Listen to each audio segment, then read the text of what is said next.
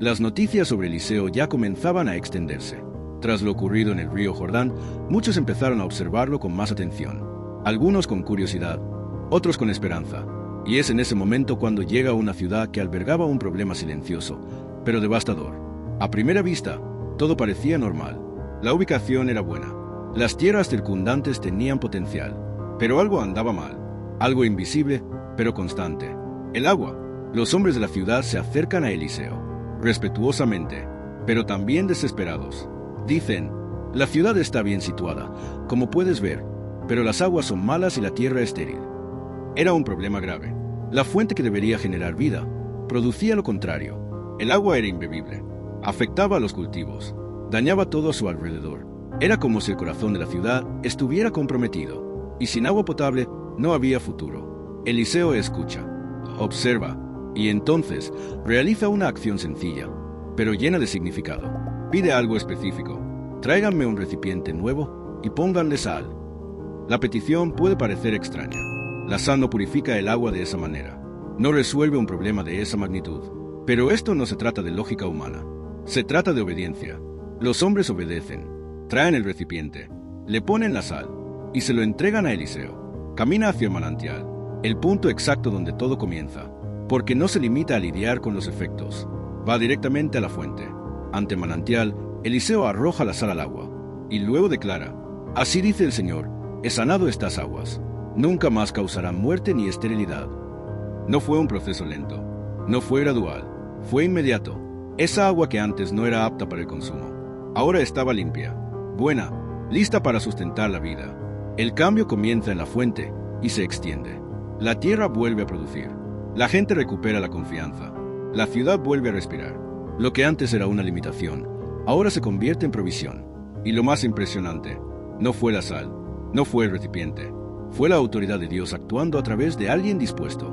Ese milagro no solo resolvió un problema físico, trajo restauración, esperanza, dirección. Demostró que, por muy comprometida que esté la situación, cuando Dios toca la fuente, todo puede transformarse. Y ese día, aquella ciudad comprendió algo trascendental. La misma agua que antes traía la muerte, ahora sustentaba la vida. Y Eliseo, una vez más, no solo obró un milagro, reveló que Dios sigue ofreciendo soluciones donde nadie más ve una salida. El viaje continuó. Tras devolver la vida a toda una ciudad, Eliseo prosiguió su camino. La fama de lo sucedido con las aguas ya comenzaba a extenderse, y con ella llegaron diferentes miradas, algunos de admiración, otros de duda, y también había quienes no lo tomaban en serio. Mientras ascendía hacia Betel, una ciudad marcada por errores espirituales del pasado, algo inesperado sucedió. Un grupo de jóvenes apareció en su camino. No se acercaron a él con respeto. No mostraron interés en aprender. No hubo reverencia. Comenzaron a burlarse de él. Gritaron, lo señalaron y repitieron palabras de desprecio. Sube, calvo. Sube, calvo. Podría parecer una simple provocación, pero no lo era. No se trataba solo de la apariencia. Era un ataque directo a la autoridad espiritual. Era desprecio por el llamado. Era rechazo a lo que Dios estaba estableciendo. Eliseo se detuvo. Se dio la vuelta. Los miró, no con ira descontrolada, sino con seriedad, consciente de lo que representaba. Comprendió que no eran solo palabras vacías. Algo más profundo estaba sucediendo. Y entonces pronunció una palabra, no como venganza personal, sino como un acto de juicio, una clara señal de que esto no podía tomarse a la ligera. En ese instante, dos osos emergieron del bosque cercano, de repente, rápidamente, y atacaron al grupo. El impacto fue inmediato. El silencio reemplazó la burla. La escena era impactante, difícil, pero llena de significado. Aquel momento no fue un episodio aislado, fue una clara demostración. El llamado no es algo común.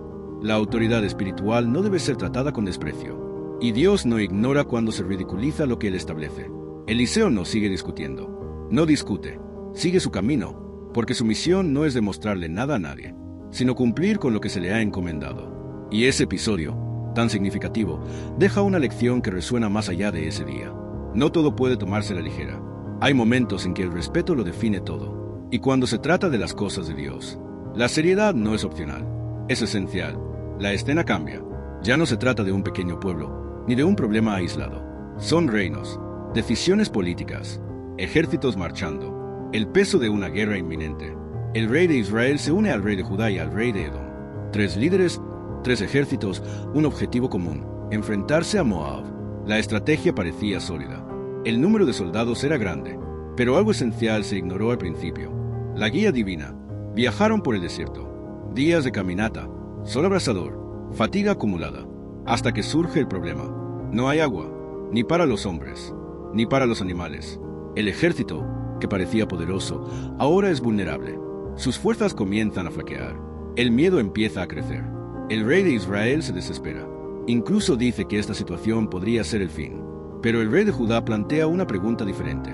No hay aquí ningún profeta del Señor a quien podamos consultar a Dios por medio de él. Era el momento de buscar una respuesta, de reconocer que la fuerza humana no lo resuelve todo.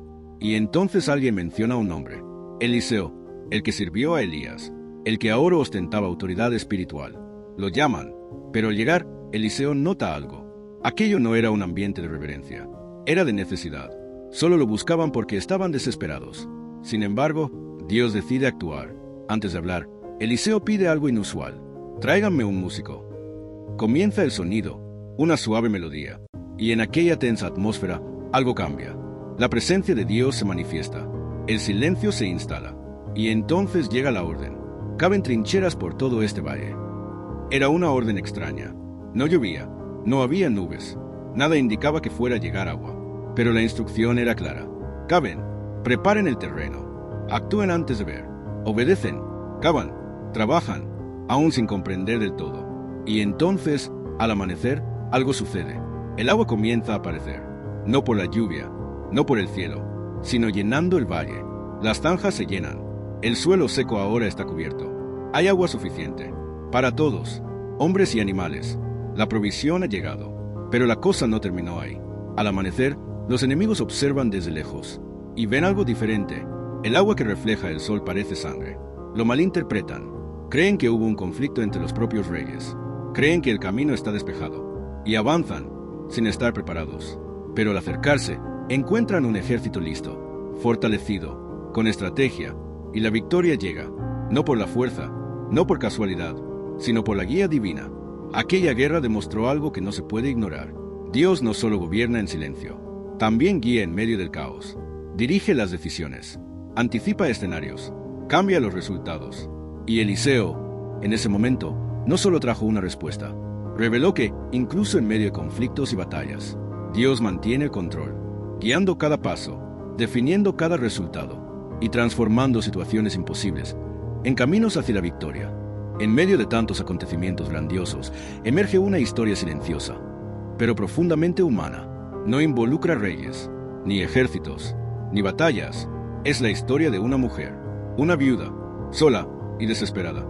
Se acerca a Eliseo con el corazón apesadumbrado. Sus palabras no son formales, están cargadas de dolor. Mi esposo murió y era siervo del Señor, pero ahora ha venido el acreedor y quiere llevarse a mis 2 hijos como pago de la deuda. Era una situación cruel. En aquellos tiempos, las deudas impagas podían costar la libertad. No solo estaba perdiendo posesiones, estaba a punto de perder a su familia, a sus hijos, su futuro. Eliseo escucha, no la interrumpe, no la apresura, comprende la gravedad de la situación. Y entonces le hace una pregunta sencilla: ¿qué tienes en tu casa? Ella responde casi sin esperanza: no tengo nada, excepto un poco de aceite. La respuesta parecía insignificante, pero ahí es precisamente donde comienza todo. Eliseo da una instrucción clara: ve y pide prestados recipientes a tus vecinos, muchos recipientes, no pocos. La instrucción continúa: luego entra en tu casa con tus hijos, cierra la puerta y comienza a verter el aceite en todos los recipientes. Era un proceso que requería algo importante: fe, obediencia y acción, sin público, sin espectáculo, solo ella, sus hijos y una indicación. La mujer hace exactamente lo que se le dijo. Sale, llama a las puertas, pide recipientes, reúne tantos como puede. Luego entra en su casa, cierra la puerta. Ahora solo queda confiar. Toma el pequeño recipiente de aceite y comienza a verterlo. Un recipiente se llena, luego otro, y otro, y otro más. El aceite no se detiene, sigue fluyendo, sin explicación lógica, sin límite aparente. Sus hijos traen más recipientes, y ella continúa. El ambiente, antes marcado por la desesperación, ahora está lleno de esperanza. Cada recipiente lleno representa esperanza, alivio, una respuesta. hasta que, en cierto momento, pregunta, «¿Trae uno más?». Y su hijo responde, «No queda más». Y entonces el aceite se detiene, ni antes ni después, exactamente cuando ya no había espacio. Todo se había llenado. Regresa con Eliseo, le cuenta lo sucedido, y él dijo, «Vende petróleo, paga tu deuda y vive del resto con tus hijos». No fue solo una solución temporal, fue una provisión completa.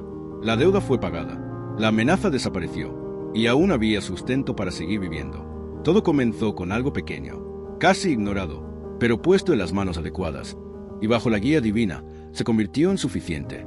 Aquella mujer aprendió algo que transforma cualquier realidad. Dios no necesita mucho, Él comienza con lo que tienes, y cuando hay obediencia, lo poco se multiplica, el vacío se llena, y lo imposible se convierte en provisión real.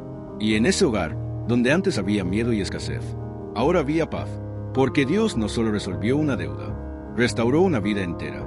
Entre los muchos caminos recorridos, había un lugar por el que Eliseo pasaba con frecuencia, un pueblo tranquilo, una casa en particular. Allí vivía una mujer extraordinaria. Observaba, percibía, discernía. No era una simple espectadora de un viajero de paso, reconoció algo especial en Eliseo. Este hombre que siempre pasa por aquí es un hombre de Dios. Esta convicción nació en su interior, y a partir de ahí, tomó una decisión. Invitó a Eliseo a su casa, le ofreció comida, cuidado, hospitalidad, pero la cosa no quedó ahí. Con el tiempo, le propuso algo aún mayor a su esposo. Construyamos una pequeña habitación en la azotea, pongamos una cama, una mesa, una silla y una lámpara. Así, cada vez que pase por aquí, tendrá donde descansar. Fue un gesto sencillo, pero lleno de significado. Ella no lo hizo esperando nada a cambio. Fue un honor, fue un reconocimiento, fue una muestra de voluntad de servir. Y cada vez que Eliseo pasaba por allí, aquel lugar lo recibía con los brazos abiertos. Un lugar preparado, apartado, con un propósito. Hasta que un día, mientras descansaba en aquella habitación, Eliseo decidió corresponder. Llamó a la mujer y le preguntó, «¿Qué puedo hacer por usted? ¿Desea algo? ¿Puedo hablar con el rey? ¿Con el comandante del ejército?». Pero ella respondió con serenidad, «Vivo bien entre mi gente». No pidió nada, no expresó ninguna carencia, pero había algo que no dijo. Su esposo ya era anciano, y no tenía hijos. Un silencio que abarcaba años, quizás un dolor oculto, quizás un sueño relegado. Entonces, al saber esto, Eliseo la llamó de nuevo, y dijo algo que lo cambió todo. «Dentro de un año tendrás un hijo en tus brazos». Su reacción fue inmediata. No fue alegría instantánea. Fue cautela, casi una súplica. No digas eso, no crees esa ilusión». Ella conocía la realidad. Sabía cuánto tiempo había pasado. Sabía lo que parecía imposible. Pero aún así, pronunció esas palabras. Y el tiempo siguió su curso. Días, meses, hasta que, tal como se había dicho, sucede lo imposible. Esa mujer queda embarazada. Y a su debido tiempo, da a luz a un hijo. Los sonidos de la casa cambian. El silencio es reemplazado por la vida. Risas, movimiento, aquello que parecía lejano, ahora está en sus brazos. No fue el resultado del esfuerzo humano. No fue un plan. Fue una promesa. Fue una intervención divina. Aquella habitación construida en lo alto de la casa, ahora tenía un significado aún mayor, porque allí comenzó algo que ella jamás imaginó recibir. Y aquella mujer aprendió algo poderoso. Cuando honras sin esperar nada a cambio, Dios sorprende más allá de lo que se pide. Ve lo oculto, sabe lo que quedó sin decir, y a su debido tiempo, transforma el silencio en alegría. Y lo que antes parecía imposible, se convierte en una realidad viva ante sus ojos. El tiempo pasó. Aquella promesa que antes parecía lejana, ahora corría por la casa, en forma de risas y pequeños pasos. El niño creció, llenando ese hogar de vida, hasta que, en un día aparentemente normal, todo cambia. El niño sale al campo, donde su padre trabajaba. El sol brilla con fuerza. El trabajo continúa. Pero, de repente, algo sucede. Se lleva las manos a la cabeza. Mi cabeza, mi cabeza. El dolor surge de repente. Intenso. Lo llevan de vuelta a casa. Lo sientan en el regazo de su madre. Ella lo abraza, intenta calmarlo, observa cada respiración. Hasta que, al mediodía, llega el silencio. Pesado, definitivo. El niño deja de respirar. La vida que se le había prometido ahora parece haber sido arrebatada. Pero la reacción de esa mujer no es una desesperación descontrolada. Es algo diferente, profundo. Se levanta. Ella carga el cuerpo de su hijo y lo coloca justo donde todo comenzó. en la habitación de Eliseo, sobre la cama, cierra la puerta y toma una decisión inmediata. Va tras el profeta, sin explicarle nada a nadie, sin difundir la noticia. Simplemente dice que tiene que irse y se va. El viaje es urgente. Cada paso trae dolor, pero también determinación. A lo lejos, Eliseo la ve llegar. Se da cuenta de que algo anda mal. Envía a su sirviente a preguntar si todo está bien, pero ella responde con firmeza: todo está bien. No porque la situación se hubiera resuelto, sino porque sabía dónde encontrar respuestas. Al llegar ante Eliseo, se arroja a sus pies. Ahora, el dolor aparece, sin máscaras, fuera de control. Recuerda la promesa. ¿Acaso pedía a este niño? ¿No te dije que no te hicieras ilusiones? Era más que tristeza. Era un corazón que intentaba comprender. Eliseo se levanta de inmediato. La situación exige acción. Envía a su sirviente con el bastón, pero no fue suficiente. Decide ir él mismo. Al llegar a la casa, entra en la habitación. Cierra la puerta. Ahora solo están ellos dos. El silencio de la habitación es denso. El niño yace, inmóvil, sin vida. Eliseo se acerca y hace algo inusual. Se tumba sobre el niño. Coloca su boca sobre la boca del niño, sus ojos sobre los ojos del niño, sus manos sobre las manos del niño, como si le transfiriera la vida. No sucede nada de inmediato. Se levanta, recorre la habitación, regresa y lo vuelve a hacer. Insiste, no se rinde, hasta que, de repente, el cuerpo del niño reacciona. Regresa el calor, aparecen señales, y entonces estornuda, una vez, 2 veces, hasta 7 veces, y abre los ojos. La vida ha regresado. Lo que parecía haber terminado, se ha restaurado. Eliseo llama a su madre. Ella entra, quizás sin saber exactamente qué encontrará, pero al ver a su hijo con vida, todo cambia. La desesperación se transforma en reverencia. Se arroja a sus pies en silencio. Luego se levanta y toma a su hijo en brazos. Ahora, ya no como una promesa, sino como un milagro restaurado. Ese momento reveló algo que va más allá de la comprensión humana. Dios no solo da la vida, también puede devolverla, incluso cuando todo parece haber llegado a su fin, aun cuando ya no hay señales. Aún así, nada está fuera de su alcance, y en aquella habitación, donde antes había dolor y silencio, ahora había vida de nuevo, porque cuando Dios interviene, ni siquiera la muerte tiene la última palabra. La historia ahora trasciende fronteras. Ya no estamos en Israel. El escenario cambia y revela algo aún más grande. Al otro lado, en tierra extranjera, vivía un hombre poderoso, respetado, temido, un comandante militar, victorioso en batallas, acostumbrado a dar órdenes y a que todo sucediera exactamente como lo planeaba. Su nombre era Naamán, pero había un detalle oculto tras toda esa posición. Era leproso. La enfermedad no distingue estatus, no respeta logros, y, a pesar de toda la autoridad que poseía, Naamán padecía una enfermedad que nadie a su alrededor podía curar, hasta que surge una voz inesperada. Una joven sirvienta, traída de Israel, que vivía allí en silencio, pero con una fe viva, le dice a la esposa de Naamán: si mi señor fuera profeta que está en Israel, sanaría. Esa simple frase enciende la esperanza, y Naamán decide ir. No va solo, lleva cartas del rey, trae regalos, trae riquezas, porque, en su opinión, algo tan grandioso requeriría una negociación a la altura. Al llegar, el rey de Israel se desespera al leer la carta. La entiende como una trampa política, pero Eliseo se entera de la situación y manda llamar al extranjero. Naamán llega a la casa del profeta, con caballos, con un carro, con toda su pompa. Espera algo grandioso, quizás una recepción formal, quizás un ritual impresionante, pero lo que sucede es completamente diferente. Eliseo ni siquiera sale a recibirlo. Simplemente envía un mensajero con una instrucción directa. Ve al río Jordán, sumérgete 7 veces, y serás sanado. Silencio. Luego, indignación. Naamán está irritado. No le parecía lógico. Pensé que saldría, invocaría el nombre del Señor, pondría su mano sobre mí y me sanaría. Cuestiona el río, cuestiona la sencillez, lo cuestiona todo, y decide marcharse. Pero, a mitad de camino, sus sirvientes se acercan. Con sabiduría, con cuidado. Si hubiera pedido algo difícil, ¿no lo habrían hecho? Entonces, ¿por qué no hacer algo sencillo? Esas palabras doblegan su resistencia.